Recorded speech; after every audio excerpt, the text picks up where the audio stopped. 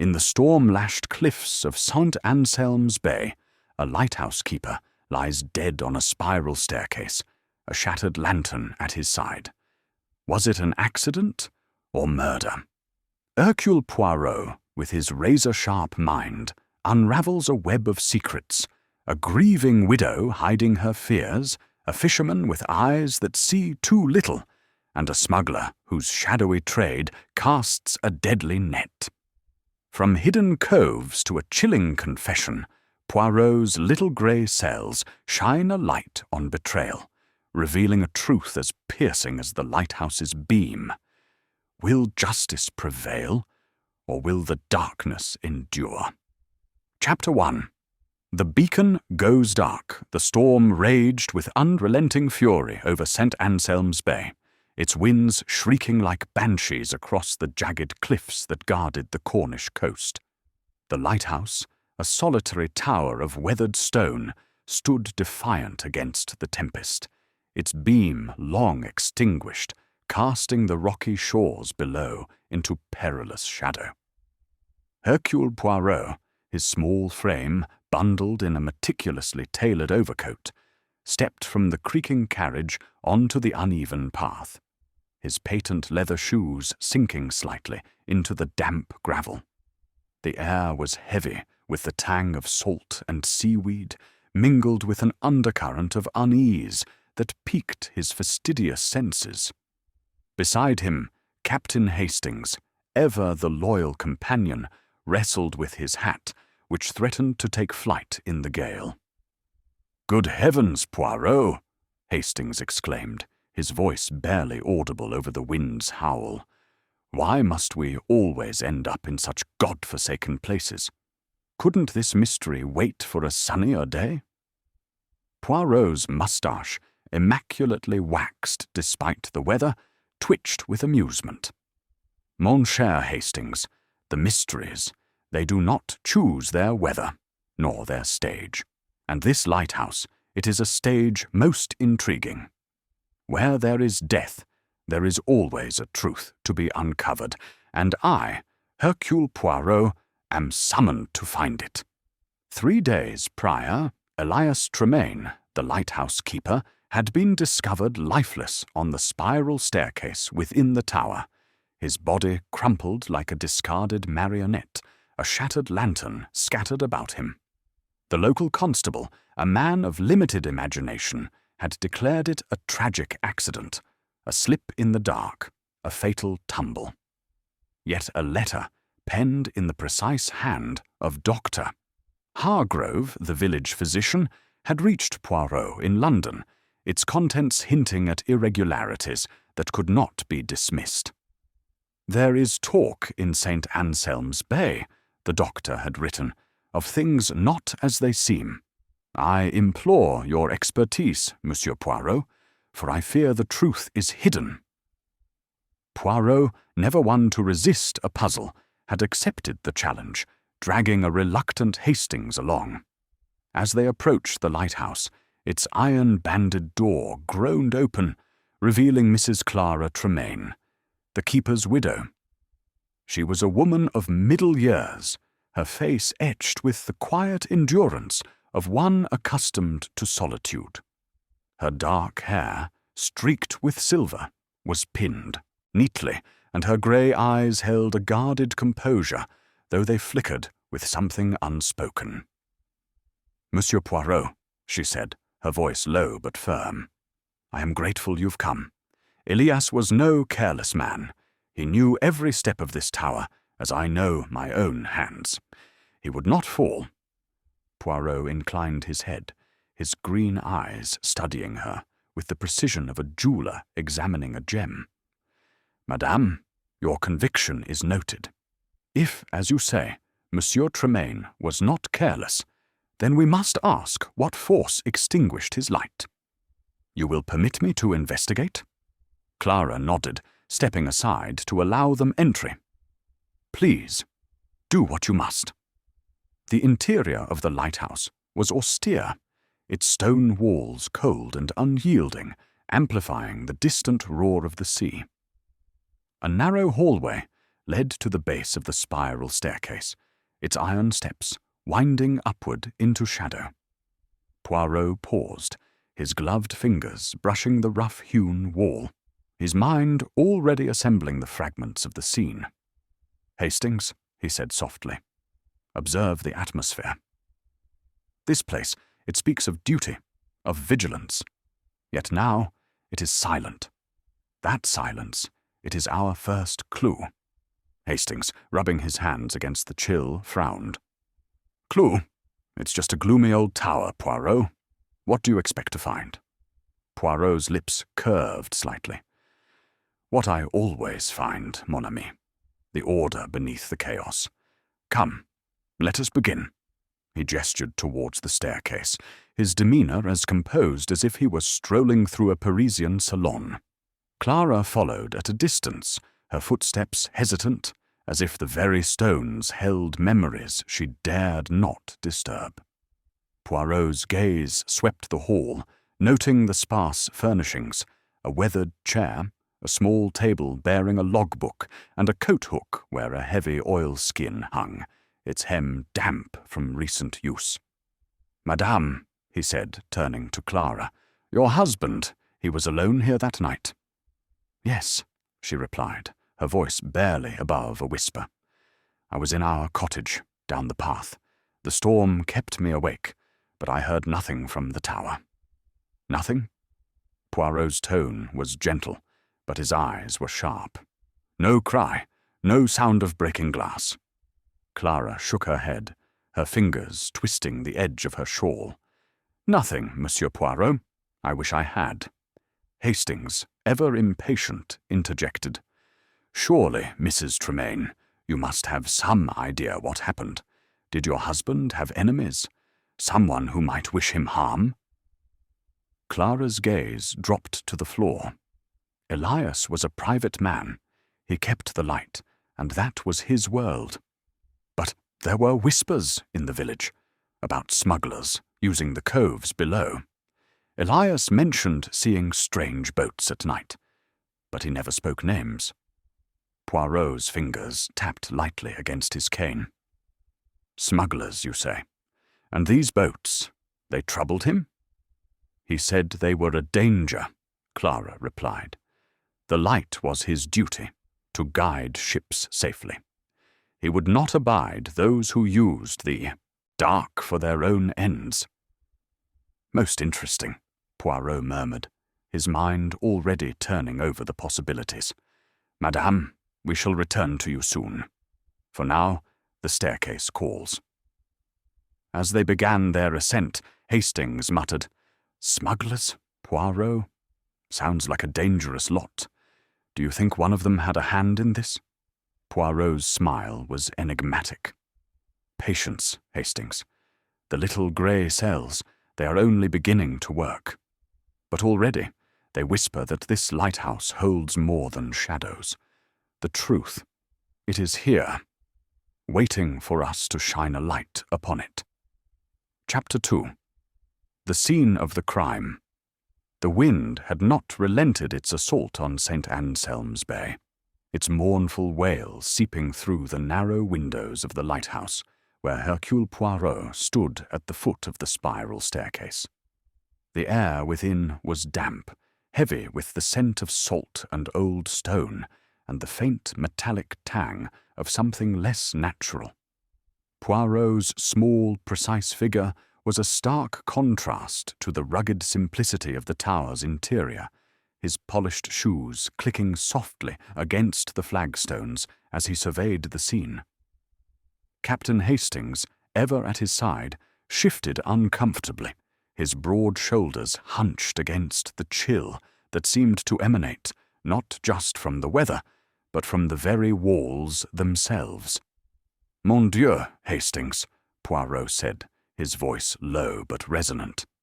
"Observe the austerity of this place. A lighthouse is a monument to order, to vigilance. Yet here, disorder has intruded. We must restore the balance."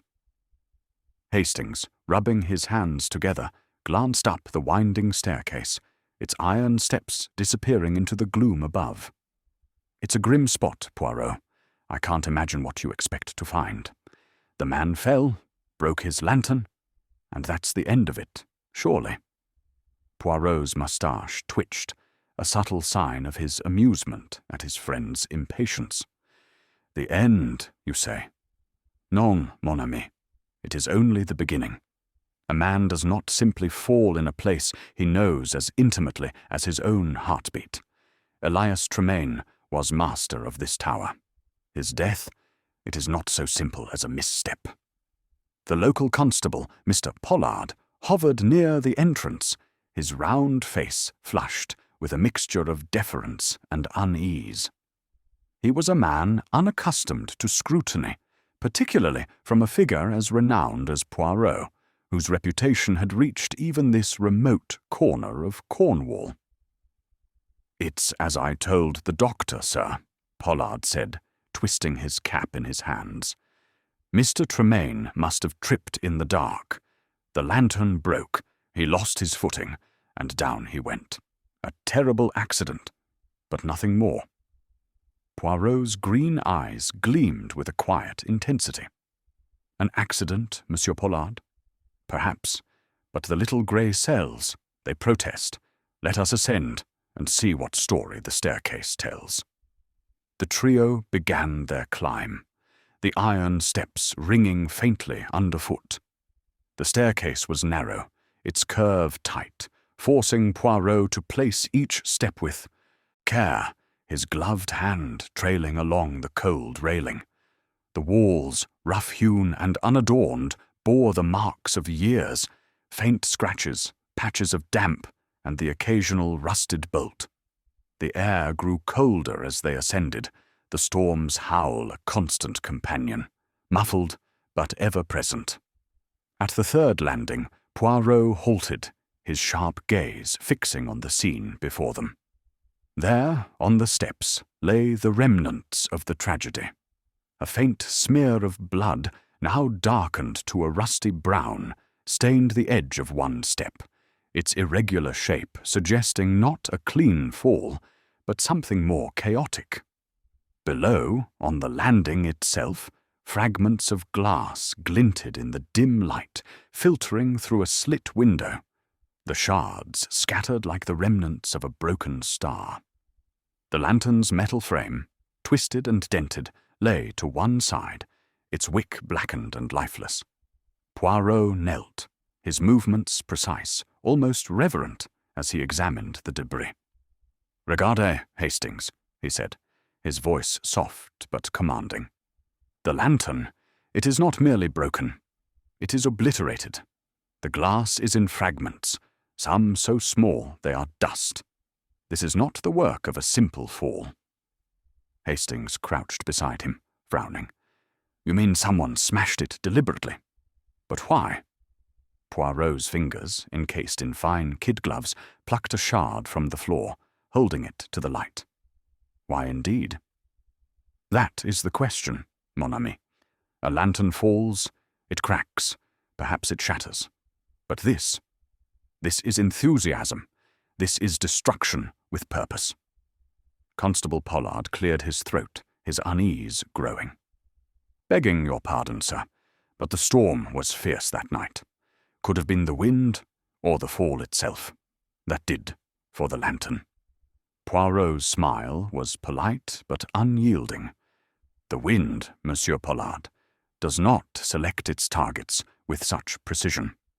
And the body? Where was it found, precisely?" Pollard pointed to the steps above the landing. "There, sir, sprawled across the steps, head down, feet up, like he'd tumbled backward." "Backward?" Poirot's brow arched. "Most curious. A man who slips, he falls forward, non? Yet Elias Tremaine lies as if pushed, his body oriented against the natural descent. It is not consistent with an accident." Pollard stammered, his confidence faltering under Poirot's scrutiny. "Well, I suppose. It's possible he turned, maybe, or—" "Possible, yes," Poirot interrupted gently. "But possibilities are not truths. Let us examine further. He returned his attention to the lantern's remains, his fingers tracing the metal frame. The wick was intact, but soaked in a residue that caught his notice. "The lantern was full of oil when it broke," he murmured. "Yet, regardez, the steps are dry. No trace of oil, no slick to cause a slip. Where has it gone?" Hastings, ever practical, peered at the floor. Perhaps it soaked into the stone, or evaporated. Poirot shook his head. "Non, mon ami. Oil leaves its mark, its scent. Here, there is nothing. This suggests the oil was removed, or perhaps never spilled at all." Pollard's brow furrowed. "Removed? But who'd do that, and why?" Poirot did not answer immediately, his gaze sweeping the landing. He noted the railing, its surface smooth, but for a faint scratch near the bloodstain, as if something heavy had scraped against it. He stepped back, his head tilted, visualizing the scene. "Imagine, Hastings," he said, "a struggle. A man, surprised, perhaps struck. He stumbles, falls backward. The lantern is smashed, not in the fall, but after, to create a picture of accident. Yes, the little grey cells they begin to see." Hastings blinked, struggling to keep pace. "You're saying someone was here with Tremaine? That this was no accident?" "I say only what the evidence suggests," Poirot replied, his tone measured. "We must look closer." He moved to the wall, where a small alcove held a toolbox and a coiled rope, items essential to the keeper's duties. The toolbox was ajar, its contents, a hammer, a screwdriver, a few nails, slightly disordered, as if recently disturbed. Poirot's fingers hovered over the hammer, noting a faint smudge on its handle, too faint to be blood, but suggestive of recent handling.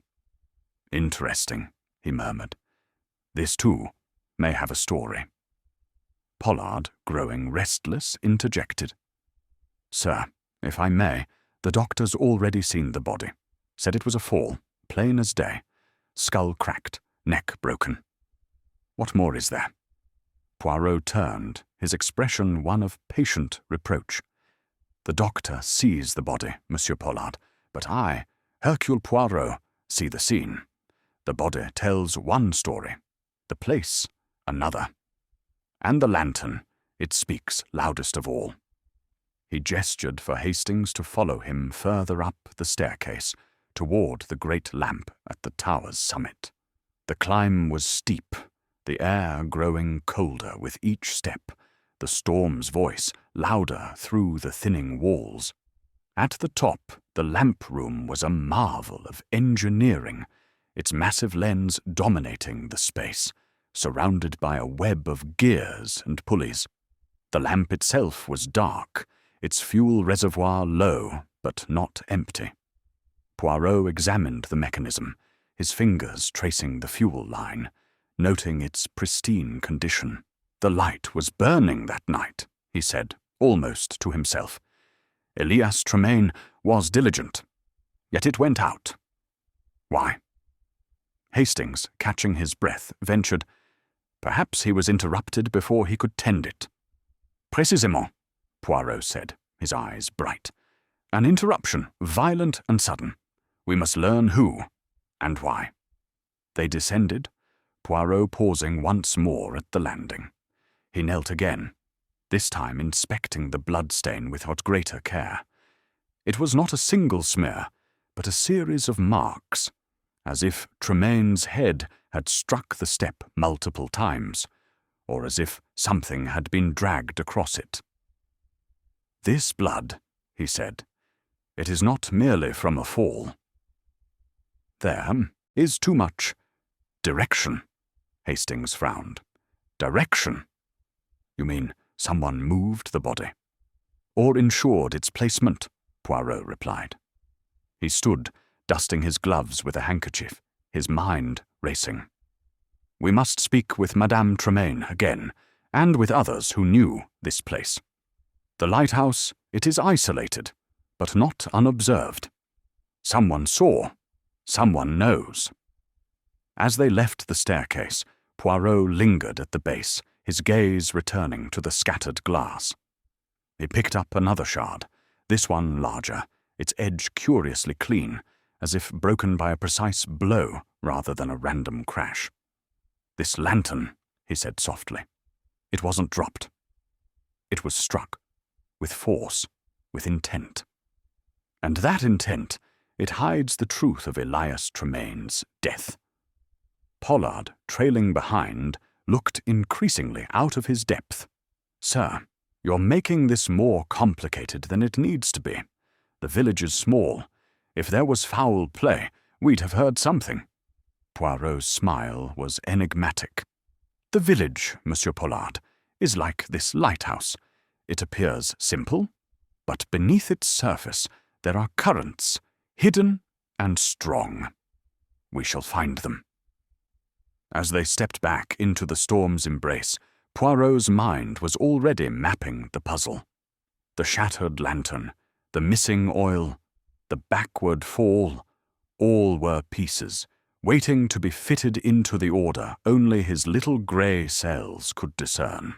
The truth, he knew, was close, lurking in the shadows of Saint Anselm's Bay, and he would not rest until it was brought to light. Chapter 3. The Widow's Tale. The storm had ebbed to a restless murmur by the time Hercule Poirot and Captain Hastings reached the keeper's cottage, a squat stone building clinging to the cliff's edge like a barnacle. The air was thick with the scent of wet earth and sea spray, and the fading light cast long shadows across the uneven path. Inside, the cottage was a study in frugality, a single room with a low ceiling, warmed by a modest fire that flickered in the hearth. The furnishings were sparse: a wooden table, 2 chairs, a narrow bed tucked against the wall, and a shelf bearing a few chipped cups and a well-worn Bible. Clara Tremaine stood by the table, her hands busy with a chipped teapot, though her movements betrayed a tremor that belied her outward calm. "Monsieur Poirot, Captain Hastings," she said, her voice steady but soft, like the tide retreating over pebbles. "Please, sit. I've made tea. It's not much, but it's warm." Poirot, ever the gentleman, removed his hat and inclined his head, his green eyes studying her with a quiet intensity. "Madame, your hospitality is most appreciated. In such times of grief, it is no small thing to offer comfort to others." Hastings, less formal, settled into a chair with a grateful nod, rubbing his hands to ward off the chill. "Thank you, Mrs. Tremaine. It's been a beastly day." Clara poured the tea, her hands steadying as she focused on the task. She was a woman of 40, her face etched with lines that spoke of years spent battling the elements alongside her husband. Her dark hair, streaked with silver, was pulled back tightly, and her grey eyes, though shadowed with sorrow, held a resilience that Poirot noted with interest. She sat across from them, her hands folded in her lap, waiting for the inevitable questions. Poirot sipped his tea, his expression one of polite appreciation, though his mind was far from the brew. "Madame Tremaine," he began, his voice smooth as polished oak, "you have told us that your husband was a careful man, unlikely to fall. Yet he was found on the staircase, his lantern shattered. Let us speak plainly. What was the state of Monsieur Tremaine's mind in the days before his death? Was he troubled?" Clara's gaze flickered to the fire, as if seeking answers in its dance. "Elias was preoccupied," she said at last. "He loved the lighthouse, you see. It was his purpose, keeping the ships safe. But lately, he was restless. He'd sit by that window." She nodded toward a small, fogged pane overlooking the sea. And watch the coves for hours. He said the sea was hiding things. Hiding things. Poirot's brow arched, his fingers tapping lightly against his cup. And what did he mean by this, madame? Did he speak of specific concerns? Clara hesitated, her lips tightening. He mentioned boats, moving at night without lights. He thought they were smugglers, using the coves to avoid the revenue men. He was angry, said they mocked his work, putting lives at risk. But he wouldn't tell me more. Elias kept his worries close. Hastings leaned forward, his earnest face creased with curiosity. Did he ever confront these smugglers, Mrs. Tremaine? Or report them? Clara shook her head, her fingers twisting the edge of her apron. Not that I know. He was a private man, Captain. He'd write in his log, check the light, and keep to himself. If he spoke to anyone, it wasn't to me. Poirot's eyes narrowed, though his tone remained gentle. And that night, madame, the night of the storm, you were here, in this cottage, oui? You heard nothing unusual. No cry, no sound of struggle from the tower. Her hands stilled, and for a moment the only sound was the crackle of the fire. I was asleep, she said, her voice barely above a whisper. The storm woke me, crashing like it meant to tear the cliffs apart. I looked out, saw the light was out, and I knew something was wrong. I ran to the tower, and there he was.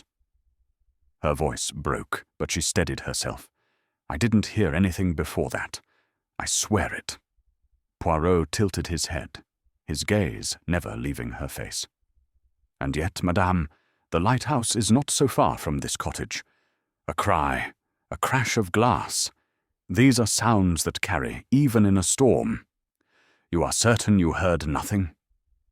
Clara's eyes met his, a flash of defiance in their depths. I've told you what I know, Monsieur Poirot. I was asleep until the storm woke me. By then, it was too late. Hastings, sensing the tension, shifted uncomfortably. Mrs. Tremaine, forgive me, but was there anyone who might have wished your husband harm? A rival, perhaps, or someone from the village. Clara's lips pressed into a thin line. Elias had no enemies, not in the way you mean. The village folk respected him, or at least his work. The fishermen relied on the light, but...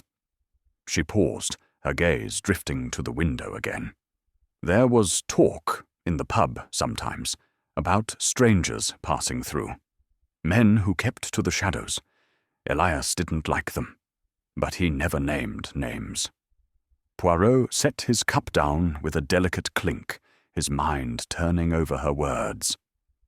These strangers, madame, they were known to the village. Some, she said, fishermen see things, out on the water. They'd talk of boats slipping into the coves, unloading crates under moonlight. Elias heard the stories, and he'd check the light twice as often, as if he could scare them off with its beam. Most intriguing, Poirot murmured. And these stories, did they trouble you, as they troubled your husband? Clara's shoulders stiffened. I told him to leave it be. The sea's always had its secrets, and we've lived here long enough to know you don't meddle. But Elias, he was stubborn, said it was his duty to keep the coast safe, not just the ships. Poirot nodded, filing away her words. One final question, madame, if you permit. Your husband's log, where is it kept? In the tower, she replied. On the table by the door. He wrote in it every night, before his rounds. Merci, Poirot said, rising with a grace that belied the cramped surroundings. You have been most helpful, Madame Tremaine. We shall trouble you no further for now. As they stepped back into the twilight, the wind tugging at their coats, Hastings glanced at Poirot. She's hiding something, isn't she? All that about hearing nothing. It doesn't add up." Poirot's smile was enigmatic, his eyes gleaming in the fading light. "Perhaps, mon ami, she hides nothing but her fear. Or perhaps she knows more than she dares to say. The widow, she is a woman of strength, but strength can conceal as much as it reveals." They made their way back to the lighthouse, the tower looming against the bruised sky. Inside, Poirot moved to the table Clara had mentioned, where a leather-bound logbook lay, its pages yellowed but meticulously kept. He opened it, his gloved fingers turning to the final entries. The handwriting was neat, methodical, detailing wind speeds, fuel levels, and the state of the lamp. But on the last page, dated the night of the storm, the entries grew terse.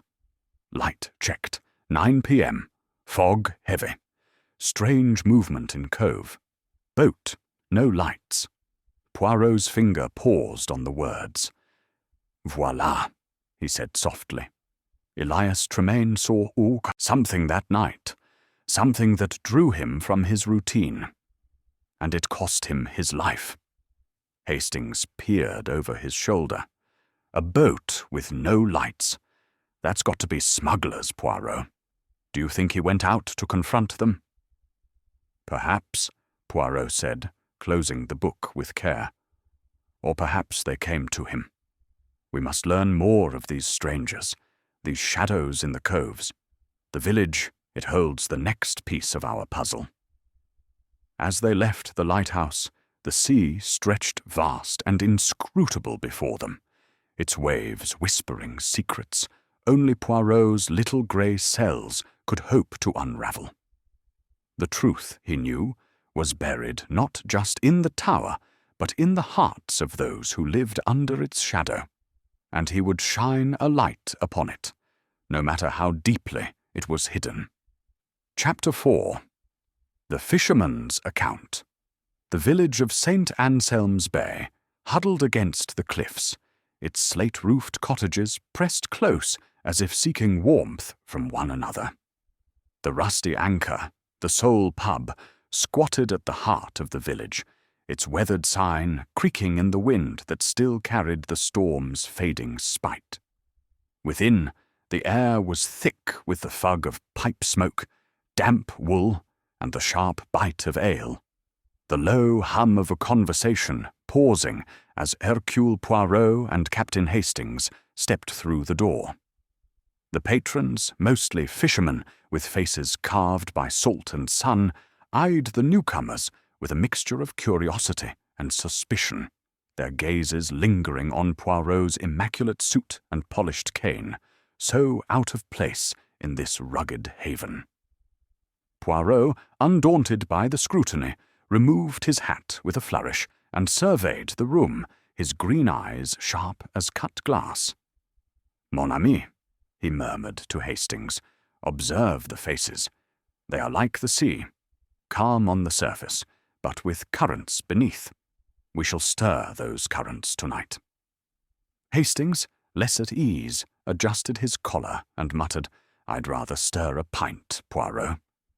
This lot doesn't look keen on outsiders." "Nonsense," Poirot replied, his moustache twitching with amusement. "The little grey cells, they thrive in such places. Come, let us find our man." Their target was Jacob Finch, a fisherman whose name had surfaced in Clara Tremaine's hesitant recounting of village gossip. He was said to have been near the lighthouse on the night of Elias Tremaine's death, a detail that piqued Poirot's curiosity. They found him at a corner table, alone, his broad hands wrapped around a pint of dark ale. Finch was a man of 50, his face weathered like driftwood, his eyes deep-set and wary beneath a tangle of greying hair. His oilskin coat hung on the chair, still damp from the day's work, and his boots left faint smears of sand on the floor. "Monsieur Finch," Poirot began, his voice smooth and precise as he approached. "I am Hercule Poirot, and this is my associate, Captain Hastings. We are investigating the unfortunate death of Elias Tremaine. May we join you?" Finch's eyes narrowed, but he gestured to the empty chairs with a grudging nod. "Suit yourselves. Not much to tell, though. Elias was a good man. Kept the light burning. Saved my boat a time or two when the fog rolled in thick." Poirot settled into the chair, his posture impeccable despite the rough-hewn surroundings. "A good man, you say? And yet he is dead, found on the staircase of his lighthouse. The constable speaks of an accident. But I, Poirot, am not so easily convinced. You were seen near the lighthouse that night, Monsieur Finch. Perhaps you can enlighten us." Finch's grip tightened on his glass, his knuckles whitening. "Seen, was I? Village tongues wag too much. I was checking my nets down by the cove. Storm was brewing, and I didn't want to lose my gear. Didn't go near the tower, and I didn't see Elias." Hastings leaned forward, his tone earnest. "But you must have seen something, Finch. The cove's not far from the lighthouse. Any lights? Any movement?" Finch's gaze flicked to the other patrons, who had resumed their conversations, but kept the newcomers in their peripheral vision. He lowered his voice, the words coming reluctantly. "I don't poke my nose where it don't belong. But there's been talk. A man named Gideon Rook's been about, hanging round the coves. Shifty sort, always coming and going at odd hours. Elias didn't take to him." Poirot's fingers tapped lightly on his cane, his expression one of polite interest. "This Monsieur Rook, he's known to you?" "Not to me," Finch said gruffly. "Not personal, like. But you hear things. He's no fisherman, that's sure. Got a boat, small and fast, slips in and out of the coves like a ghost. Elias mentioned him once, said he didn't trust him. Thought he was up to no good." "And this no good?" Poirot pressed, his voice soft but insistent. "It involves the coves, perhaps? The same coves where you were checking your nets?" Finch's jaw tightened, and he took a long pull from his pint, as if buying time. "I told you, I was seeing to my nets. Didn't see Rook that night, nor anyone else. Just the sea and the storm coming on." Poirot's eyes gleamed, catching the slight hesitation in Finch's tone. "And yet, Monsieur Finch, you are a man of the sea. You know its rhythms, its secrets. If there were boats moving without lights, as Elias Tremaine noted in his log, you would notice none." Finch's face darkened, and he set his glass down with a thud. "I keep to my own business, mister. Elias was a friend, but he had his ways. Always watching, always writing in that log of his. If he saw something, he didn't share it with me." Hastings, growing impatient, interjected. "Come now, Finch. If Elias was worried about smugglers, and you were out there, you must have had some inkling. Why not speak up?" Finch's eyes flashed with irritation. "Because I don't meddle, Captain. The sea's got its own laws. You start, asking questions, you end up like Elias, dead on a staircase." The words hung in the air, sharp and heavy. Poirot's expression remained unchanged, but his mind was racing, piecing together the fragments of Finch's reluctance. "A most interesting choice of words, Monsieur Finch," he said softly. "You speak as if Elias's death was no accident. Do you believe this?" Finch shifted uncomfortably, his gaze dropping to the table. "I'm no detective. All I know is Elias was careful. He knew those stairs blindfolded. If he fell, it wasn't because he was clumsy." Poirot nodded, his fingers tracing the handle of his cane. "And this Gideon Rook, where might we find him?" to hear his own account. Finch shrugged, his tone guarded. Docks, most likely. He's there at dusk, unloading his boat, but you'll get nothing from him. Man's slippery as an eel. Merci, Monsieur Finch, Poirot said, rising with a graceful nod. You have been most illuminating. We shall not detain you further. As they stepped back into the evening chill, the pub's door swinging shut behind them, Hastings turned to Poirot, his brow furrowed. He's holding something back, isn't he? All that talk about nets and storms, it doesn't ring true. Poirot's smile was enigmatic, his eyes scanning the darkened village street where lamplight spilled in pools from cottage windows. Indeed, mon ami, Monsieur Finch is a man of the sea, yet he sees only what he wishes to see.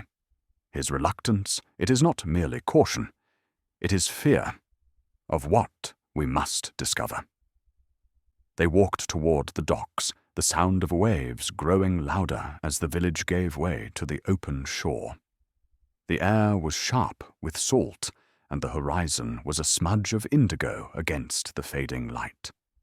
Poirot's mind was already turning, weaving Finch's words into the tapestry of the case. The fisherman's reticence, the mention of Gideon Rook, the shadow of smugglers. All were threads leading back to the shattered lantern and the man who had fallen with it. The truth, Poirot knew, was like the tide. It could not be rushed, but it would come, drawn by the inexorable pull of his little grey cells. Chapter 5. The Smuggler's Shadow. The docks of St. Anselm's Bay were a jagged line of weathered planks and rusted bollards, stretching along the shore where the sea gnawed at the cliffs. As dusk settled, the sky bruised to a deep violet, and the air grew sharp with the tang of fish and tar. Hercule Poirot and Captain Hastings navigated the uneven boards, the rhythmic slap of waves against the pilings, a counterpoint to the distant cries of gulls. The docks were alive with the quiet industry of evening. Fishermen mending nets, crates stacked haphazardly, and a few small boats bobbing in the tide.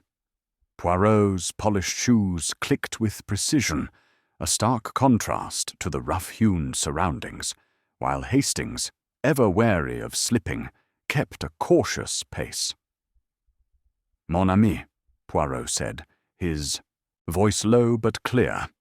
Observe the docks. They are the pulse of this village, where secrets are unloaded as readily as cargo. We seek Monsieur Gideon Rook, and I suspect he will not welcome our inquiry. Hastings adjusted his hat, scanning the figures moving in the twilight. If he's the smuggler Finch hinted at, he'll be slippery, Poirot. These types always are. Poirot's moustache twitched with a faint smile. Slippery, oui, but even the eel cannot escape the net of Hercule Poirot's little grey cells. Come, let us find him. They spotted Gideon Rook at the far end of the dock, a lean figure in a patched coat, unloading crates from a small weathered skiff. His movements were quick, almost furtive, and his sharp eyes darted toward the approaching strangers with a predator's wariness. Rook was younger than Poirot had expected, perhaps 30, with a face hardened by the sea and a smile that was more blade than warmth. His dark hair was slicked back, and his hands, calloused but nimble, paused as Poirot drew near. Monsieur Gideon Rook, Poirot inquired, his tone polite but unyielding, his cane tapping lightly against the dock. I am Hercule Poirot, and this is Captain Hastings. We are investigating the death of Elias Tremaine. You knew him, I presume. Rook's smile didn't falter, but his eyes narrowed, assessing Poirot as one might a rival. Knew of him, he said, his voice rough as gravel. Lighthouse keeper, wasn't he? Heard he took a tumble. Shame, that. Poirot's gaze was steady, his green eyes catching the last of the fading light. A tumble, you say. Yet there are those who suggest it was no accident. You were seen in these parts, Monsieur Rook, on the night of the storm. Perhaps you can tell us where you were." Rook laughed, a harsh, barking sound that carried over the water. "Seen, was I? Village gossip's worth less than a cracked oar. I was out on my boat, working. Storm kept me busy, same as everyone else." "Working," Poirot repeated, his tone deceptively mild. "And this work, it takes you to the coves at night, perhaps? The same coves Elias Tremaine watched so closely?" Rook's smile faded, replaced by a guarded stare. "I'm a trader, mister. I move goods, fish, supplies, whatever pays. Coves are good for shelter when the weather turns foul. Nothing more." Hastings, growing impatient, stepped forward. "Come now, Rook. There's talk of smuggling round these parts, boats without lights, slipping in and out. Tremaine wrote about it in his log. If you know something, you'd best speak up." Rook's eyes flicked to Hastings, then back to Poirot, his posture stiffening. "Logs and gossip don't make facts. I didn't know Tremaine, and I didn't see him that night. You've got no proof otherwise." Poirot tilted his head, his fingers tracing the handle of his cane. "Proof, Monsieur Rook, is like the tide. It comes in time. But let us speak plainly. Elias, Tremaine was a man of duty, vigilant in his watch. If he suspected smuggling, he would not remain silent. Did he ever speak to you? Perhaps warn you to stay clear of his coves?" Rook's jaw tightened, and for a moment he seemed to weigh his words. "He might have said something once, months back, told me to keep my boat out of his waters. I told him I wasn't doing nothing wrong. That was the end of it." "Was it?" Poirot's voice was soft, almost a whisper, but it carried the weight of a challenge. "A man like Tremaine, he doesn't forget. And a man like you, Monsieur Rook, doesn't take kindly to warnings. Perhaps you met again, that night in the lighthouse." Rook's hand twitched, as if itching to curl into a fist, but he forced a grin. "You're fishing, detective, and you've got no bait. I wasn't in the lighthouse. I was on my boat, riding out the storm. Ask anyone."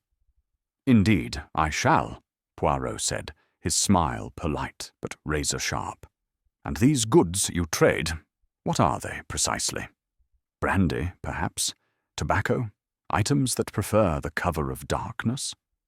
Rook's grin vanished, his eyes cold as the sea. "You're barking up the wrong tree, mister. I'm no smuggler. I move what's legal and I keep to myself. You want answers? Try the village. Plenty of tongues wagging there." Poirot nodded, as if conceding the point, though his mind was far from satisfied. "Very well, Monsieur Rook. We shall leave you to your work. But know this. The truth, it has a way of rising, like the tide. And I, Hercule Poirot, am its harbinger." As they turned to leave, Hastings muttered, "He's lying through his teeth, Poirot. Did you see how he tensed when you mentioned the coves? He's up to his neck in something." Poirot's eyes gleamed in the dusk. "Oui, mon ami. Monsieur Rook is a man who knows more than he says. His denial, it is too quick, too practiced. But we must be cautious.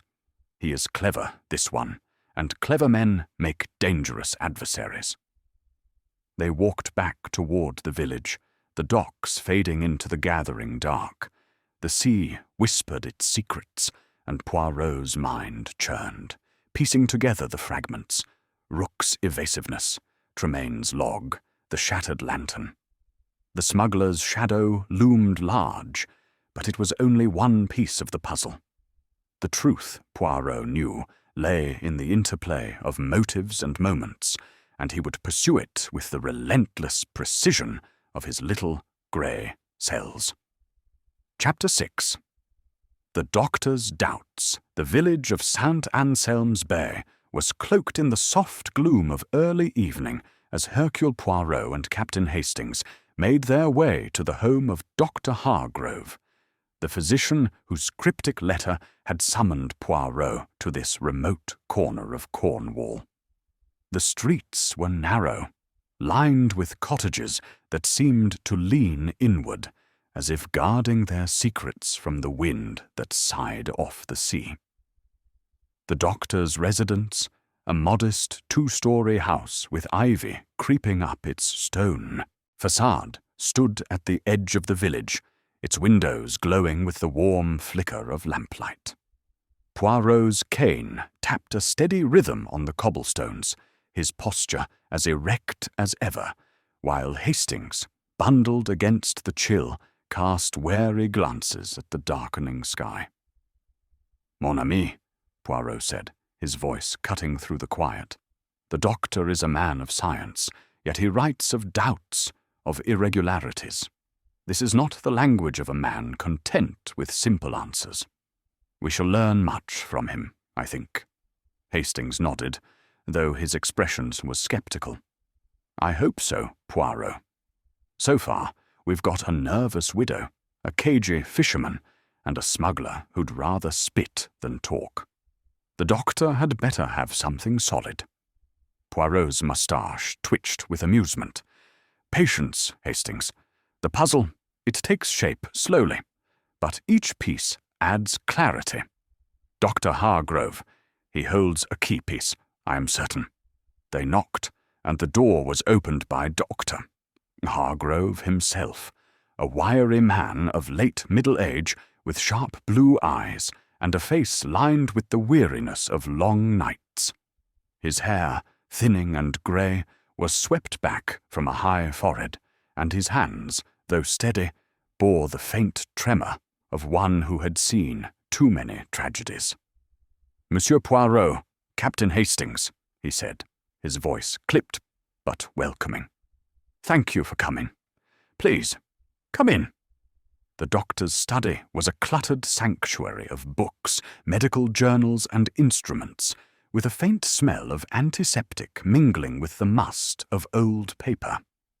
A fire crackled in the grate, casting shadows across shelves lined with volumes on anatomy and pathology. Hargrove gestured to a pair of worn armchairs, offering tea, which Poirot declined with a polite wave, preferring to focus on the matter at hand. "Dr. Hargrove," Poirot began, settling into the chair with his usual precision. "Your letter spoke of irregularities in the death of Elias Tremaine. You have examined the body, oui? Tell me, what troubles you?" Hargrove sat behind his desk, his fingers steepled, his gaze steady but troubled. "I've been the physician here for 20 years, Monsieur Poirot. I've seen my share of accidents, fishermen crushed by nets, sailors washed overboard. But Elias Tremaine's death, it doesn't sit right." Hastings leaned forward, his curiosity piqued. "Not an accident, then? The constable seems convinced it was a fall." Hargrove's lips thinned. "Constable Pollard is a good man, but he sees what's convenient. I examined Elias the morning after he was found. The skull fracture was severe, consistent with a fall down those iron steps. His neck was broken too, which could explain the death. But there were other injuries, bruising on his chest, his arms, even his hands. They weren't from the fall." Poirot's eyes gleamed, his fingers tapping lightly on his cane. "Bruising, you say? As if he were struck, perhaps, before he fell?" "Possibly," Hargrove replied, his voice cautious. "The chest bruises were deep, almost as if he'd been hit with something heavy. A fist, or maybe a blunt object. His hands had abrasions, too, like he'd tried to defend himself. It suggests a struggle. not a simple slip. Hastings frowned, glancing at Poirot. A struggle? So someone was with him on that staircase? Hargrove nodded. That's my fear. And there's more. The lantern, it was shattered beyond what a fall would do. I found glass fragments embedded in the landing, as if someone had ground them into the stone. It felt deliberate. Poirot's brow arched, his mind seizing on the detail. Deliberate, you say? To obscure something, perhaps? To create the illusion of an accident? Hargrove hesitated, then reached for a notebook on his desk, flipping it open to a page of neat, precise handwriting. I made notes after the examination. The blood on the steps was smeared, not just pooled, as if the body had been moved slightly after the fall. And the position, Elias was lying backward, head down, which is odd for a man who supposedly tripped going up. Most curious, Poirot murmured, his fingers tracing the handle of his cane. A man falls forward when he stumbles, no? Yet Elias Tremaine lies as if pushed from above. It changes the picture. Hargrove's eyes met Poirot's, a flicker of relief in their depths. Exactly. I couldn't reconcile it with an accident, but Pollard wouldn't hear of anything else. That's why I wrote to you. The village is small, Monsieur Poirot, and talk spreads fast. There are whispers of smugglers, of strangers in the coves. Elias was no fool. He'd have noticed anything amiss. Poirot nodded, his mind already weaving the doctor's observations into the tapestry of the case. And these smugglers, did Elias speak of them to you? Not directly, Hargrove admitted, but he came to me a week before his death, asking about remedies for sleeplessness. He said he was keeping odd hours, watching the coves at night. He looked worn, like a man carrying a burden. I prescribed a mild tonic, but I could tell something was weighing on him. Hastings interjected, his voice eager. Did he mention anyone by name? This Gideon Rook we've heard about, perhaps. Hargrove shook his head. No names. Elias was tight-lipped, always was. But he did say something about men who think the dark hides them. I took it as a figure of speech, but now I'm not so sure. Poirot's gaze sharpened, his little grey cells humming with activity. Men who think the dark hides them, he repeated softly, a poetic turn of phrase, but revealing. Elias Tremaine was a man of duty, and duty, it makes enemies of those who prefer shadows. He rose, his movements graceful, despite the cramped room. Dr. Hargrove, you have given us much to consider. The bruises, the lantern, the body's position. These are not the marks of a chance. They are the more signatures of intent. We shall return to the lighthouse to see what else it reveals under the scrutiny of Hercule Poirot. Hargrove stood, his expression a mix of gratitude and unease. Be careful, Monsieur Poirot. This village may seem quiet, but the sea breeds hard men, and not all of them take kindly to questions. Poirot's smile was serene, but his eyes were steel. Fear not, Doctor. The little grey cells, they are accustomed to navigating treacherous waters. As they stepped back into the night, the village now cloaked in full darkness, Hastings shivered, pulling his coat tighter. That's a grim picture, Poirot. A struggle, a deliberate cover-up. It's looking more like murder by the minute. Oui, mon ami, Poirot said, his voice low as they walked toward the cliff path. But murder, it is not merely an act. It is a story, with motives and players. The doctor has given us a chapter, but the book, it remains open. We must read on. The sea stretched vast and inscrutable below, its waves whispering of secrets, yet to be uncovered. Poirot's mind, sharp as the beam of the lighthouse itself, was already turning toward the next clue, the next revelation, in the unraveling mystery of Elias Tremayne's death. Chapter 7. The Lighthouse at Midnight. The night was a velvet shroud over St. Anselm's Bay, the storm's fury reduced to a restless murmur of waves against the cliffs. The lighthouse stood stark against the starless sky, its silhouette a silent sentinel, its great lamp unlit, casting the coves below into treacherous shadow. Hercule Poirot, undeterred by the hour or the chill, had insisted on returning to the scene of Elias Tremayne's death under cover of darkness, a decision that left Captain Hastings muttering under his breath as they trudged up the rocky path. "Really, Poirot," Hastings said, his voice muffled by the scarf wound tightly around his neck, "couldn't this wait until morning? It's beastly cold, and I can't see my hand in front of my face." Poirot's green eyes glinted in the faint glow of his pocket torch, his moustache impeccably waxed despite the damp air. "Mon ami, the night, it reveals what the day conceals. Elias Tremayne died in darkness, and it is in darkness that we shall find the truth. The lighthouse, it speaks most clearly when the world is quiet." Hastings sighed, his breath a pale mist in the air. "If you say so, but I'd feel better with a hot toddy and a warm bed." They reached the lighthouse door, its iron hinges creaking as Poirot pushed it open. The interior was colder than before, the stone walls seeming to absorb the night's chill, and the air carried a faint mustiness overlaid with the ever-present tang of salt. Poirot's torch cast a narrow beam, illuminating the base of the spiral staircase, where the memory of Elias Tremayne's broken body lingered like a ghost. He paused, his head tilted, as if listening to the tower itself.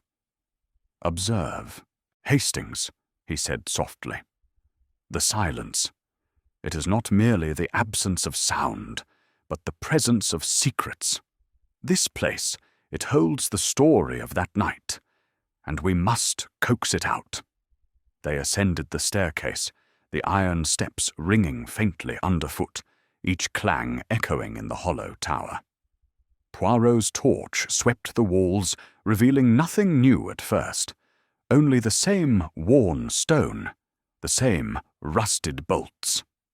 But at the third landing, where the bloodstain and shattered lantern had been found, he paused, kneeling with a grace that belied the cramped space. The blood was still there, a dark smear against the step, but the glass fragments had been swept into a pile by the constable, a careless act that made Poirot's lips purse in disapproval. "Sloppy," he murmured, his gloved fingers hovering over the pile. "The evidence, it must be preserved, not tidied like a housemaid's chore." Hastings crouched beside him, his torch adding to the dim light. "Anything new, Poirot?" "It looks the same as before." "Not quite, mon ami," Poirot replied, his eyes narrowing as he examined the landing. He pointed to a faint scratch on the railing, barely visible in the torchlight, its edges fresh and unweathered. "This mark, it was not made by time. Something struck here, something heavy, perhaps during a struggle." Hastings frowned, peering at the scratch. "Could it be from the lantern when it broke?" "No," Poirot said, shaking his head. "The lantern was smashed deliberately, as Dr. Hargrove noted. This mark, it suggests something else. A weapon, perhaps, or an object dropped in haste." He stood, directing his torch upward toward the lamp room at the tower's summit. "Come, Hastings, the light itself may tell us more." The climb was steep, the air growing colder as they neared the top. The lamp room was a marvel of engineering, its massive lens gleaming even in the dark, a silent guardian of the coast. The fuel reservoir, a heavy iron tank, was partially filled, its surface unmarred by dust, indicating recent use. Poirot examined the mechanism, his fingers tracing the fuel line with care, noting its pristine condition. The light was burning that night, he said, almost to himself. Elias Tremaine was diligent, as Madame Tremaine and Monsieur Finch both attested. Yet it went out. Why? Hastings, rubbing his hands against the cold, ventured, maybe he was interrupted before he could refuel it. Perhaps, Poirot mused, his torch sweeping the room. He paused at a small storage alcove where spare canisters of lamp oil were neatly arranged, or nearly so. One canister was missing, its absence marked by a faint ring of dust on the shelf. Most curious, he said, his voice sharp with interest. A canister is gone. The lantern on the stairs was full, yet no oil spilled. Where has it gone? Hastings blinked, catching the implication. You think someone took it? To hide something? Or to use it? Poirot replied, his eyes gleaming. Oil burns, mon ami. It destroys. Perhaps our killer sought to erase a trace of their presence. They descended to the base of the tower, where Poirot returned to the keeper's log, still resting on the table by the door. He opened it, his torch illuminating the final entry. Light checked, 9 p.m. Fog heavy. Strange movement in cove. Boat, no lights, but beneath it, in a hurried scrawl, was a single word. Intruder. Voila, Poirot said, his finger resting on the word. Elias Tremaine saw something, or someone that night. An intruder, here in his sanctuary. This, it changes everything. Hastings leaned over, his face pale in the torchlight. An intruder. That points to Rook, doesn't it? He's the one skulking about the coves. Poirot's smile was enigmatic. Perhaps, mon ami. But we must not leap to conclusions. The word intruder is a clue, but not a verdict. We must consider all who might have entered this tower, friend, foe, or stranger. He closed the log, tucking it under his arm. We shall take this, for it is evidence. The constable, he will not object, for he sees only accidents. But I, Hercule Poirot, see the hand of intent. As they stepped back into the night, the sea was a restless murmur, its waves glinting faintly under a sliver of moon. Hastings shivered, pulling his coat tighter. This place gives me the creeps, Poirot. That word, intruder, it's like a warning from beyond the grave. Poirot's eyes were fixed on the horizon, where the coves lay hidden in shadow. A warning, oui, but also a guide. Elias Tremaine left us a message, and we shall follow it. The lighthouse, it is more than stone and glass.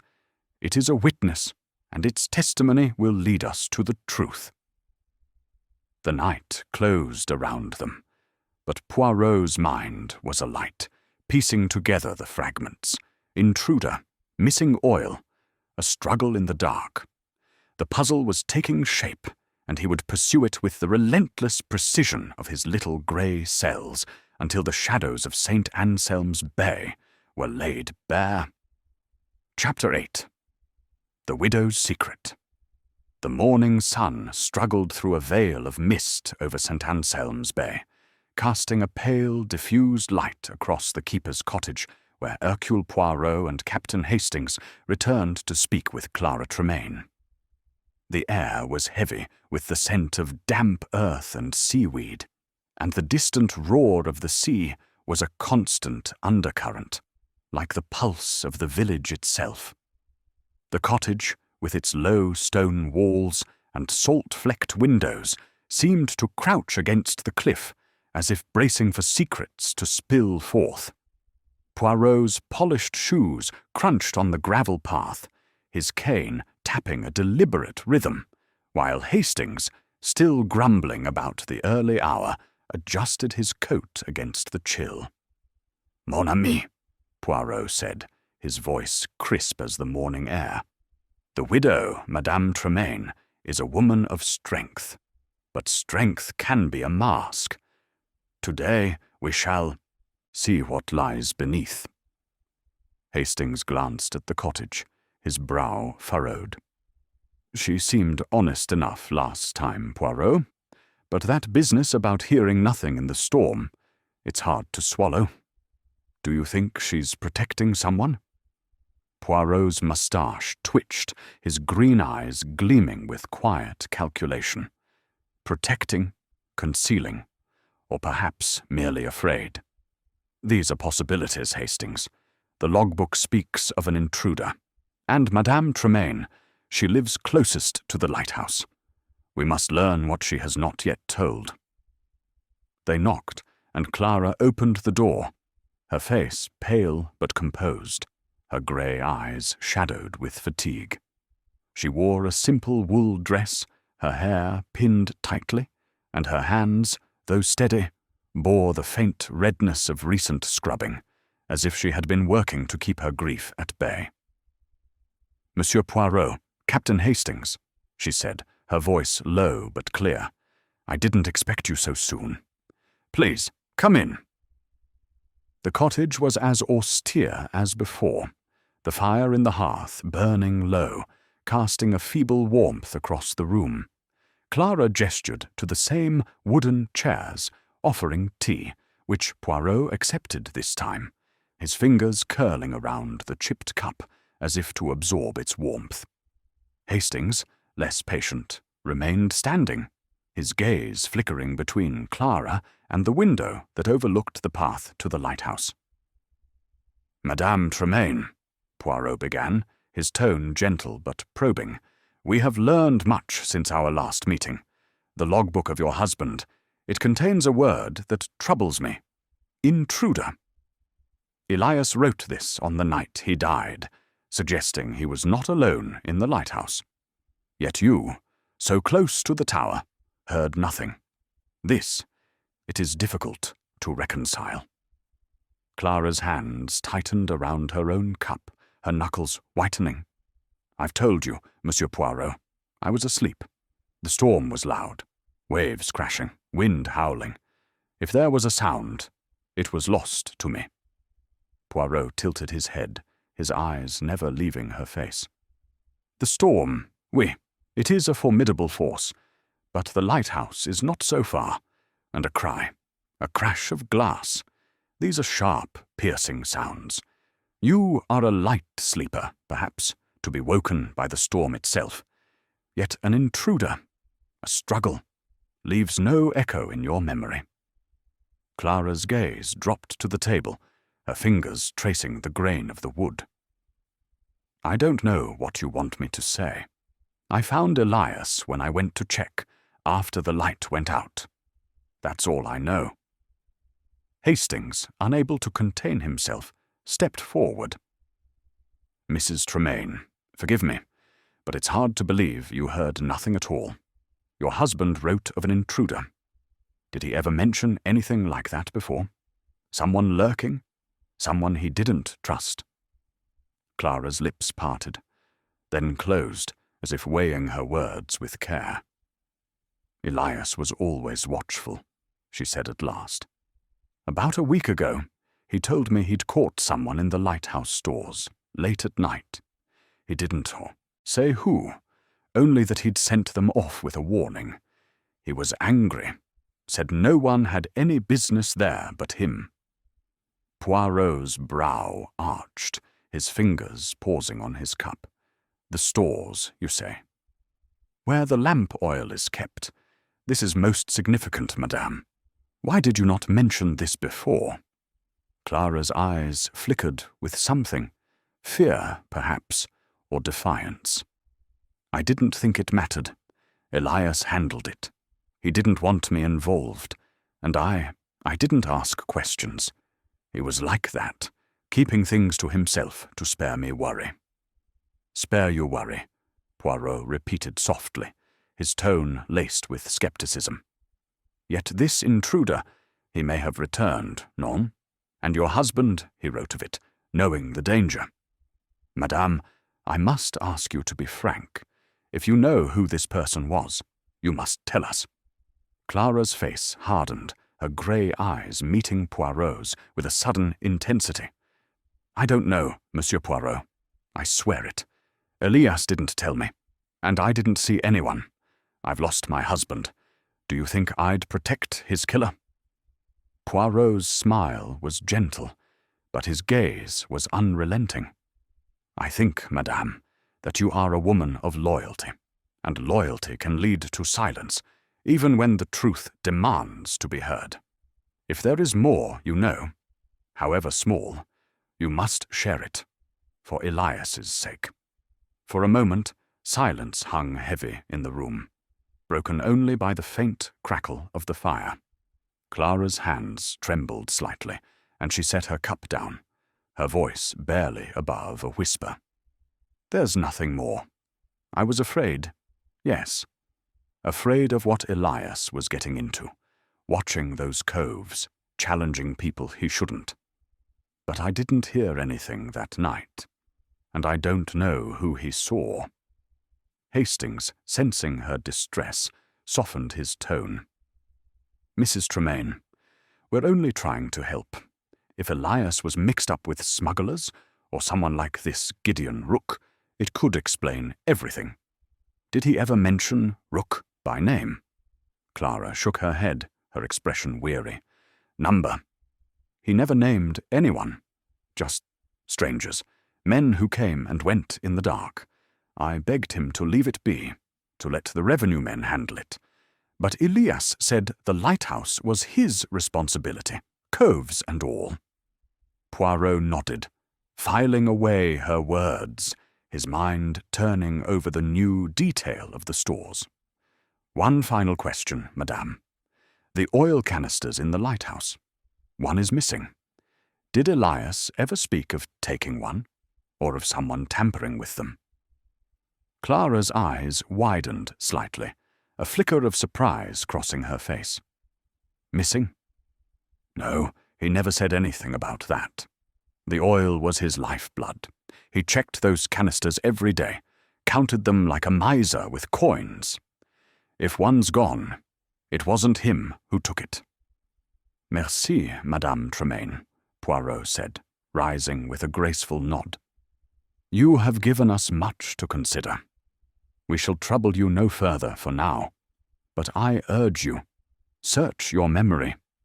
Even the smallest detail, it may light the path to justice. As they stepped back into the misty morning, Hastings glanced at Poirot, his face a mix of frustration and suspicion. She's holding something back, Poirot. That story about the stores. It's the first we've heard of it, and she only mentioned it when pressed. Do you think she knows who the intruder was? Poirot's eyes were fixed on the lighthouse, its tower looming through the mist like a silent accusation. Perhaps, mon ami, she knows more than she admits, or perhaps she fears what she suspects. The intruder in the stores, the missing oil, the word in the log. These are threads, and they weave a pattern.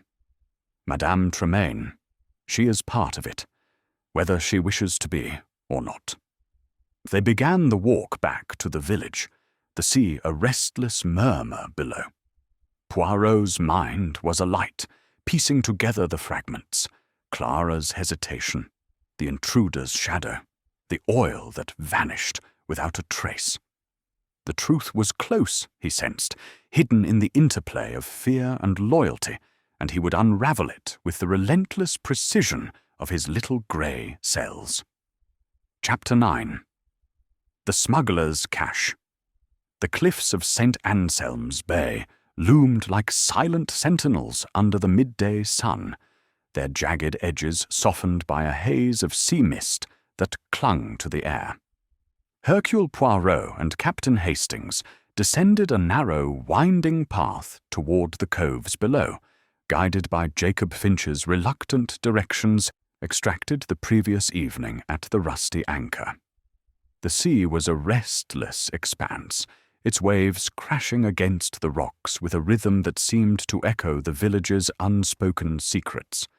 Poirot's polished shoes, ill-suited to the rugged terrain, navigated the path with surprising agility, his cane tapping lightly against the stones, while Hastings, ever practical, kept a wary eye on the uneven ground.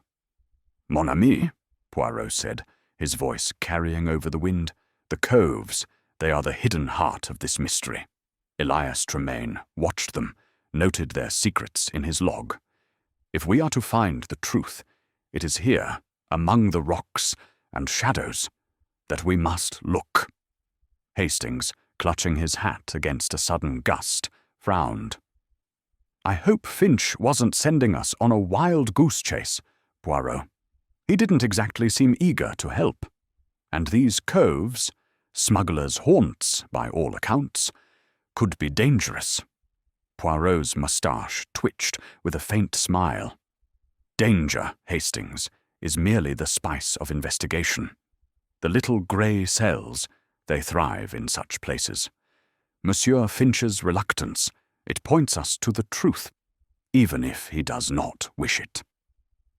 The path ended at a sheltered cove, its entrance half hidden by an overhang of rock, the sand within damp and littered with seaweed.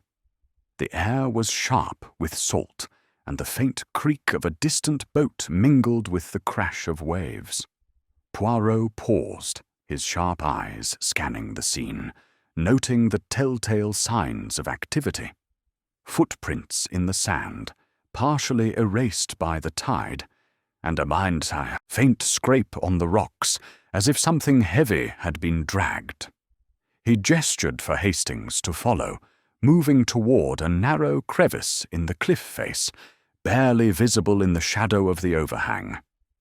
"Regardez, Hastings," Poirot said, his torch illuminating the crevice. "This is no mere fisherman's refuge. It is a place of concealment." They squeezed through the opening, the passage widening into a shallow cave, its walls damp and glistening with seawater. Inside, stacked against the far wall, were wooden crates, their surfaces weathered but sturdy, secured with rusted nails. A faint smell of tobacco and spirits hung in the air, mingling with the musty scent of the cave. Poirot approached the crates, his gloved fingers tracing the rough wood, his torch revealing stenciled markings, foreign words half obliterated, suggesting origins far from Cornwall's shores. "Brandy, tobacco, perhaps more," Poirot murmured. "The contraband of smugglers, hidden where the lighthouse's beam cannot reach." Hastings, peering over his shoulder, let out a low whistle. "So Finch was right about smuggling. This must be Rook's work, don't you think? He's the one skulking about the coves." Poirot's eyes narrowed as he examined the crates, noting a small metal canister tucked behind them, its surface gleaming faintly in the torchlight. He knelt, his movements precise, and lifted it with care. It was identical to those in the lighthouse stores, its cap tightly sealed, though a faint, oily residue clung to its base. "Voilà," he said, holding it up for Hastings to see. "The missing canister, or one like it. This is no coincidence, mon ami." Hastings's eyes widened. "You think Rook took it from the lighthouse, to cover his tracks?" "Perhaps," Poirot said, his voice soft but laced with conviction. "Or perhaps it was used to destroy evidence, papers, cloth, something that could betray a presence. The oil, it burns clean, leaving little trace." He set the canister down, his torch sweeping the cave floor. Near the crates, caught on a jagged rock, was a scrap of coarse fabric, its edges frayed but bearing the faint embroidery of two initials, G.R. Poirot plucked it with his gloved fingers, holding it to the light, his lips curving into a satisfied smile. "Gideon Rook," Hastings said triumphantly, clapping his hands. "There's your proof, Poirot. He was here, and he's tied to the lighthouse. He must have been the intruder Elias wrote about." Poirot's smile faded, his expression one of cautious deliberation. "Evidence, Hastings, is not yet proof. The initials, they point to Monsieur Rook, but they do not tell us why or how. We must understand the motive, the moment of the act. This cloth, it is a clue, but the puzzle, it is not complete." He tucked the fabric into his pocket, his mind already turning over the implications. The cave was a smuggler's cache, its contents a silent accusation. But it was the connection to the lighthouse that intrigued him most. Elias Tremaine had seen something. Boats without lights, an intruder in his stores, and it had cost him his life. The canister, the cloth, the contraband. They were pieces of a larger pattern, one Poirot was determined to unravel. They exited the cave, the sunlight harsh after the dimness, and Poirot paused to survey the cove once more. The footprints, though faint, suggested recent activity, and a small pile of ash near the rocks caught his eye. He knelt, sifting through it with his cane, revealing the charred remains of paper, too fragmented to read, but suggestive of something deliberately destroyed. "Burned," Poirot said, his voice low. "The oil, it was used here, perhaps to erase a record, a manifest, a note, something that could link the smuggler to the lighthouse." Hastings, growing impatient, shifted his weight. "It's got to be Rook, Poirot. The initials, the canister, his evasiveness at the docks, it all fits. Why not confront him now?" Poirot rose, dusting his gloves with a handkerchief. "Because, mon ami, the confrontation, it must be precise. Monsieur Rook is clever, and clever men do not yield to accusations without proof. We have the what, but not the why. We must return to the village, speak with those who know the coves, and learn what Elias Tremaine discovered that made him a threat." As they climbed the path back to the village, the sea stretched vast and inscrutable below, its waves whispering of secrets yet to be uncovered. Poirot's mind was a whirl of connections, Clara's hesitation, Finch's fear, Rook's defiance, the intruder's shadow in the log. The smuggler's cache had given them a glimpse of the truth, but it was only a glimpse. The full picture, he knew, would emerge only through the relentless work of his little grey cells, piecing together the fragments until the mystery of the broken lantern was laid bare. Chapter 10. The Confrontation. The afternoon sun hung low over St. Anselm's Bay, casting long shadows across the lighthouse's weathered stone as Hercule Poirot and Captain Hastings gathered their suspects in its austere interior. The air was thick with tension, the distant crash of waves a sombre underscore to the scene. Poirot had requested the presence of Clara Tremaine, Jacob Finch, and Gideon Rook, along with Constable Pollard, whose nervous fidgeting betrayed his unease at the detective's unorthodox methods. The spiral staircase loomed behind them, its iron steps a silent witness to the tragedy that had brought them here. Poirot stood at the center of the small group, his small frame radiating authority, his green eyes sharp as they surveyed each face. "Mesdames et messieurs," Poirot began, his voice clear and measured. "We are gathered in this lighthouse, where Elias Tremaine met his untimely end, to uncover the truth. The constable calls it an accident, a fall, a broken lantern. But I, Hercule Poirot, say it is murder, and the truth, it will not remain hidden. Clara Tremaine, standing near the door, stiffened, her grey eyes wide with a mix of grief and apprehension. Jacob Finch, his fisherman's hands clasped tightly, leaned against the wall, his face a mask of guarded unease. Gideon Rook, slouched with a defiant air, crossed his arms, his sharp features set in a sneer. Pollard, clutching his cap, looked as if he wished to be anywhere else. Hastings, standing at Poirot's side, whispered, "You're sure about this, Poirot? Laying it all out like this, it's a bit theatrical, isn't it?" Poirot's moustache twitched with a faint smile. "Theatre, mon ami, is sometimes necessary to shake loose the truth. Observe their faces. They will betray what words conceal." He turned to the group, his cane tapping lightly against the stone floor. "Let us begin with the facts. Elias Tremaine was found on the staircase, his skull fractured, his neck broken. The lantern, shattered beyond a mere fall, suggests intent. Dr. Hargrove noted bruises on his chest and hands, signs of a struggle. The logbook speaks of an intruder, and a canister of oil, missing from the stores, hints at evidence destroyed. These are not the marks of chance, but of a deliberate act." Clara's voice was soft but sharp. "Monsieur Poirot, you're saying someone killed Elias. Who would do such a thing?" Poirot's gaze settled on her, gentle but probing. "That, madame, is what we shall uncover.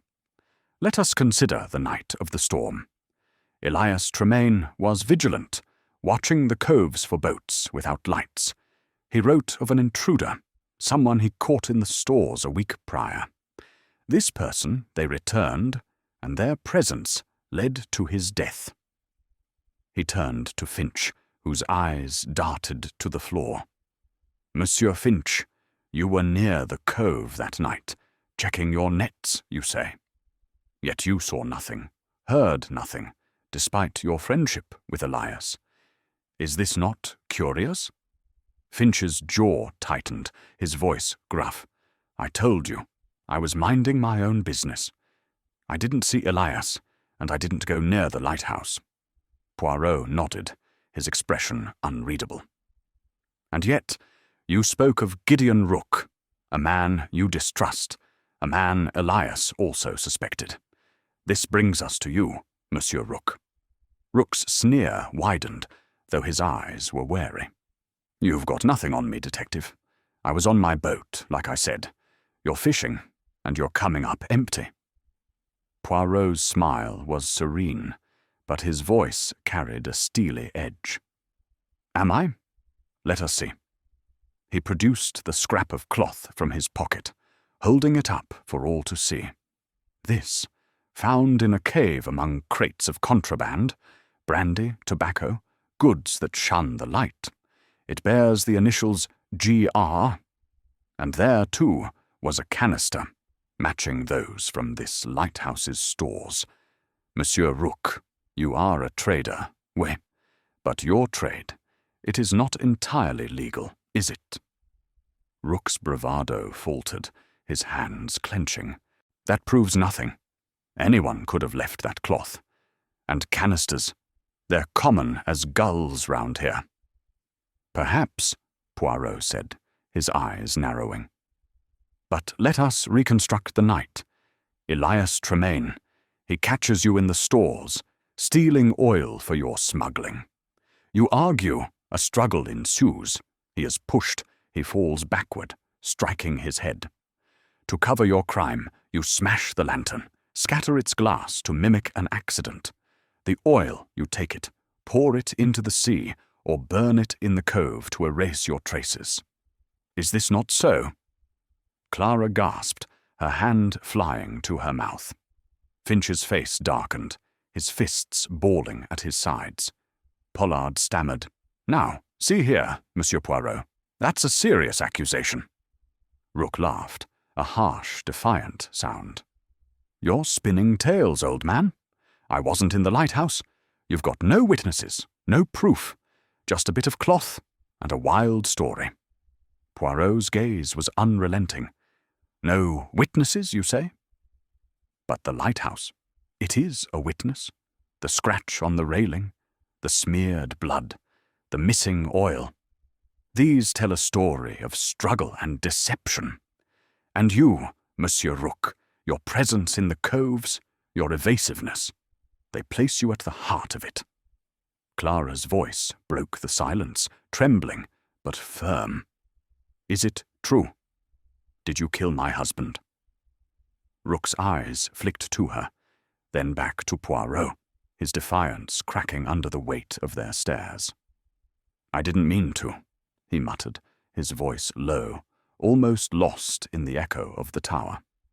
He caught me in the stores, week before, said he'd report me if I came back.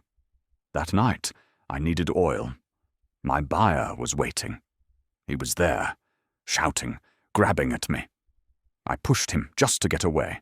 He fell, hit the stairs. I panicked, smashed the lantern to make it look like he tripped. Hastings's jaw dropped, and Pollard gasped, clutching his cap tighter. Clara's face crumpled, tears spilling silently down her cheeks. Finch looked away, his expression grim. Poirot nodded, his voice calm but resolute. And the oil. You took it, poured it into the sea to hide your theft. Rook slumped, his defiance gone. Yeah, didn't want anyone finding it, linking it to me. Burned some papers in the cove, too, just to be sure. Pollard stepped forward, his voice unsteady. Gideon Rook, you're under arrest. Come with me. As the constable led Rook away, Clara sank into a chair, her hands covering her face.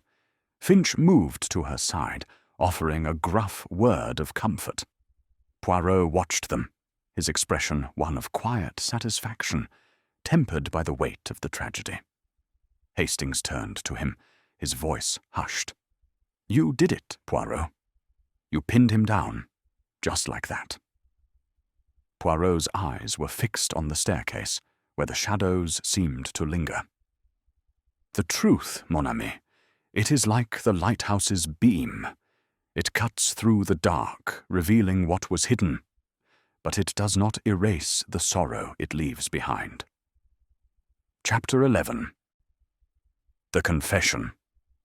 The lighthouse stood silent under a sky bruised with the remnants of the morning's mist, its stark silhouette a monument to the tragedy that had unfolded within its walls.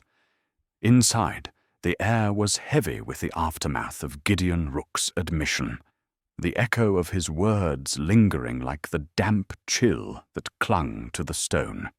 Hercule Poirot and Captain Hastings remained in the tower's base, where Clara Tremaine sat, her face buried in her hands, her shoulders trembling with silent sobs.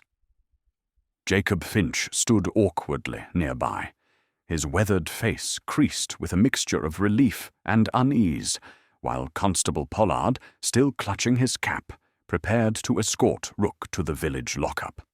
Rook himself stood defiant yet broken, his sharp features dulled by the weight of his confession, his wrists already bound by Pollard's unsteady hands. Poirot's green eyes, sharp as ever, surveyed the scene with a quiet intensity, his small frame a still point amidst the emotional tumult. Monsieur Rook, he said, his voice calm but carrying the weight of authority. You have admitted to the act that ended Elias Tremaine's life. But the truth, it is not complete with a single admission. Tell us, if you please, the full story of that night. The little grey cells, they demand precision. Rook's gaze flicked up, his eyes meeting Poirot's with a flicker of defiance that quickly faded. What's the point? He muttered, his voice rough but lacking its earlier bravado. You've got me. I told you what happened. Hastings, standing by Poirot's side, crossed his arms, his tone impatient. Come now, Rook. You pushed a man to his death and tried to cover it up. The least you can do is give Mrs. Tremaine the whole truth. She deserves that much." Clara lifted her head, her grey eyes red-rimmed but fierce. "Yes," she said, her voice trembling but resolute. "I want to know why. Why Elias? Why that night?" Rook shifted, his bound hands twitching as he glanced at Clara, then away, his jaw tight. "It wasn't planned," he said at last, his words slow, as if dragged from a deep well. "I didn't go there to kill him. I needed oil. My buyer was pressing me, said the shipment had to move fast. The lighthouse stores were easy pickings. Elias caught me a week before, warned me off, but I thought he'd be asleep, that I could slip in and out." Poirot's brow arched, his fingers tapping lightly on his cane. "And yet, Monsieur Rook, you returned, knowing the risk. Elias Tremaine was a man of duty. Did you not expect him to be vigilant?" Rook's lips twisted into a bitter smile. "I thought I was quick enough. Got into the stores, grabbed a canister. But he was there, coming down the stairs, lantern in hand. He saw me, started shouting. Called me a thief. Said he'd have the revenue men on me. I tried to push past him, but he grabbed my coat. We struggled, right there on the landing. He was stronger than he looked." Clara's breath caught, a soft sound that cut through the silence. Finch's hands clenched, his eyes fixed on Rook with a quiet anger. Pollard, hovering near the door, looked as if he might bolt, overwhelmed by the weight of the moment. "Go on," Poirot said, his voice soft but unyielding. "The struggle. What happened next?" Rook's shoulders slumped, his voice dropping to a near whisper. "I pushed him, hard, to get him off me. He stumbled, fell backward, hit the steps. There was a crack, his head, I think. He didn't move after that. I didn't mean for it to happen. I just wanted him out of my way." Hastings's face darkened, his voice sharp. "And the lantern, smashing it, pouring the oil away. That was all to cover your tracks, wasn't it?" Rook nodded, his eyes fixed on the floor. "I panicked. Thought if it looked like he tripped, dropped his lantern, no one would look too close. I smashed it on the landing, poured the oil down the cliff, into the sea. Took the canister to the cove, burned some papers, my buyer's orders, names I didn't want found. Thought I'd gotten away clean." Clara's voice broke in, raw with pain. "You took my husband's life for a canister of oil, for your filthy trade?" Rook flinched, but he met her gaze, his own eyes hollow.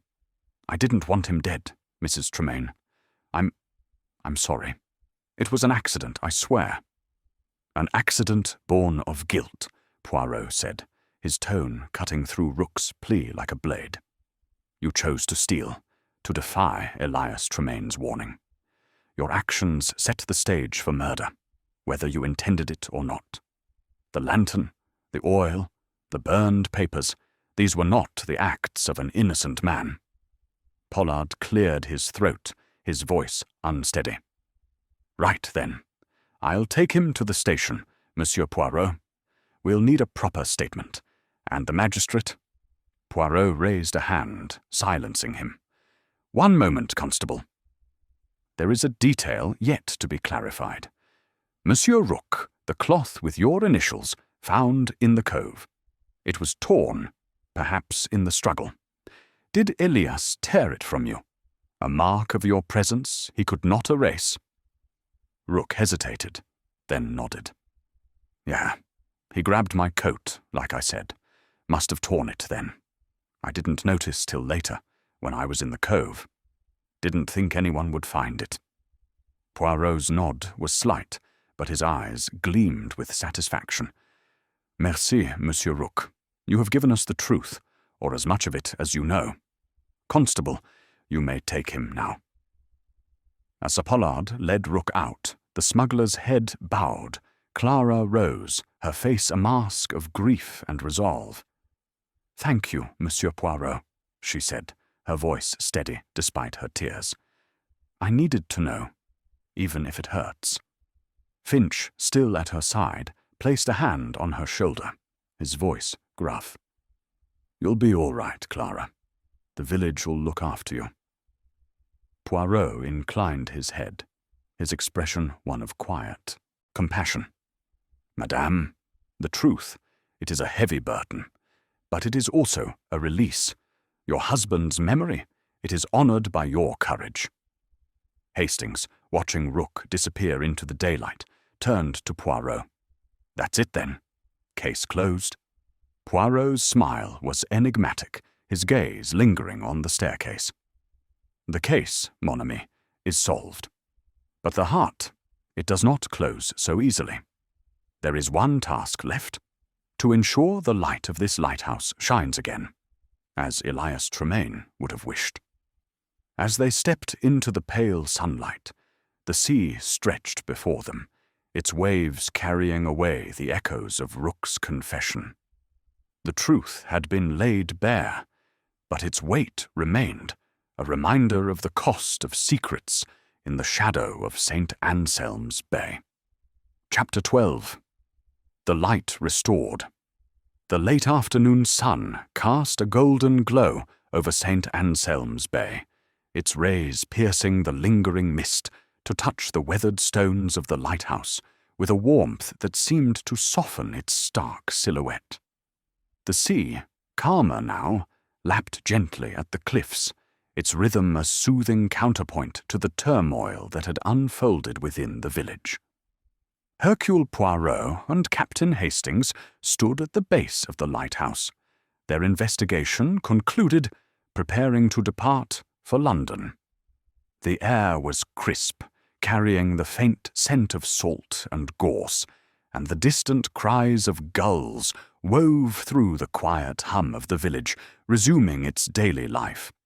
Poirot, his overcoat immaculate despite the rugged terrain, adjusted his hat with a precise flick of his wrist, his green eyes surveying the tower with a mixture of satisfaction and melancholy. "Mon ami," he said, his voice soft but resonant, "the lighthouse, it stands as a symbol of guidance, of safety. Yet it was here that Elias Tremaine met his end. Now, with the truth revealed, it may shine again, untainted by the shadows of deceit." Hastings, his hands thrust into his pockets, glanced at the tower, then back at Poirot. "You've done it again, Poirot. Rooted out the truth like a terrier with a bone. But I can't help feeling for Mrs. Tremaine. She's lost everything." Poirot nodded, his moustache twitching with a faint, wistful smile. "Oui, Hastings, the truth. It is a beacon, but it doesn't always bring comfort. Yet it is necessary, for without it, the darkness persists." As they spoke, Clara Tremaine emerged from the path leading to her cottage, her figure small but resolute against the vastness of the sea.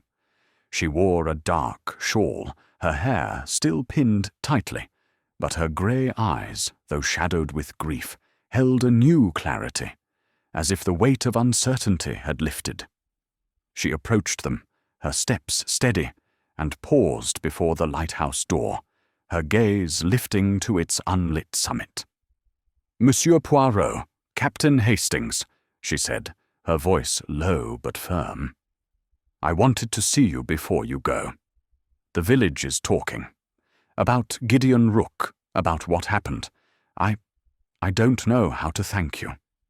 Knowing the truth, it doesn't bring Elias back, but it gives me a way to mourn him properly."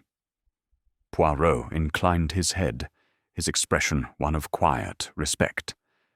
"Madame Tremaine, your courage has been the cornerstone of this investigation. The truth, it is a heavy burden, but you carry it with strength. Your husband, he was a man of duty, and his memory, It will endure in the light you keep burning." Clara's lips trembled, but she managed a small nod. "The lighthouse will shine again tonight. Jacob Finch and some of the fishermen, they've offered to help, to take turns until a new keeper is found. Elias would have wanted that, for the ships to be safe." Hastings, his face softening, stepped Sony. "That's the spirit, Mrs. Tremaine. He'd be proud of that." Clara's gaze dropped to the ground, a flicker of emotion crossing her face. "I hope so, Captain. I hope I've done right by him." Poirot stepped forward, his cane resting lightly in his hand. "You have, madame. And the village, it rallies to your side. The light of St. Anselm's Bay. It will guide many, thanks to you and those who honor Elias's work." A figure appeared on the path. Jacob Finch, his oilskin coat slung over one shoulder, his weathered face set in its usual gruff lines. He nodded to Poirot and Hastings, then turned to Clara. "We're ready to start the lamp, Clara, whenever you're ready to give the word." Clara straightened, her eyes lifting to the lighthouse once more. "Tonight, Jacob. Let it shine tonight." Finch tipped his cap, a rare softness in his eyes. "Right you are. For Elias." As Finch retreated to organize the preparations, Poirot and Hastings made their way to the waiting carriage, the village settling into the rhythm of dusk. The constable, Pollard, had sent word that Gideon Rook was securely in custody, awaiting transport to a larger station for trial. The village, though shaken, was already weaving the story into its fabric, a tale of duty and betrayal that would be told for years to come. Hastings climbed into the carriage, glancing back at the lighthouse as the first faint glow flickered at its summit. "Well, Poirot, another case solved. You never cease to amaze me, you know. The way you pieced it all together, the cloth, the oil, the log. It's like magic." Poirot's smile was enigmatic, his fingers brushing his mustache as he settled beside Hastings. "Not magic, mon ami, but method. The little grey cells, they see the order in chaos, the pattern in the shadows. The truth, it is like the lighthouse's beam. It requires only the right angle to shine forth." As the carriage rolled away, the lighthouse's light grew stronger, cutting through the gathering dark, a steady pulse against the restless sea. Poirot watched it fade into the distance, his mind already turning to the next puzzle, the next truth waiting to be uncovered. For in the world of Hercule Poirot, the light of reason never dimmed, and no shadow could hide from its relentless glow.